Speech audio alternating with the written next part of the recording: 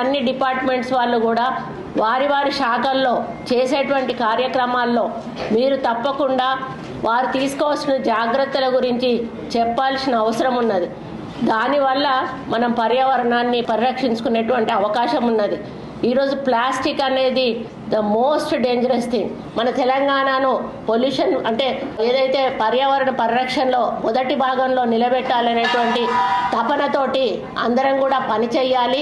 ఆ స్థానానికి తెలంగాణను తీసుకురావాలి అంటే అందరి సహకారం, అధికారుల సహకారంతో పాటు మరి బిజినెస్ ఎవరైతే ఇండస్ట్రీస్, కంపెనీస్ వీళ్ళందరితో పాటు పిల్లలు, తల్లులు అందరూ కూడా మరి ప్రజలందరూ కూడా ఈరోజు ఇందులో భాగస్వామ్యం. ముఖ్యంగా గ్రామ పంచాయతీ విఆర్ఓల నుంచి పంచాయతీ అంటే ఇప్పుడైతే ఎలక్టెడ్ పీపుల్ వాళ్ళ ద్వారా అక్కడి నుంచి మనం రాష్ట్ర స్థాయి వరకు కూడా కొన్ని కార్యక్రమాలను, కొన్ని గైడ్ లైన్స్ను ప్రిపేర్ చేసి మనం వాళ్లకు సర్క్యులేట్ చేసినట్టయితే 100% కాకపోయినా కూడా మనం కొంతలో కొంత దాన్ని పర్యావరణాన్ని పరిరక్షించుకునే అవకాశం ఉంటుందని కూడా ఈ సందర్భంగా విజ్ఞప్తి చేస్తూ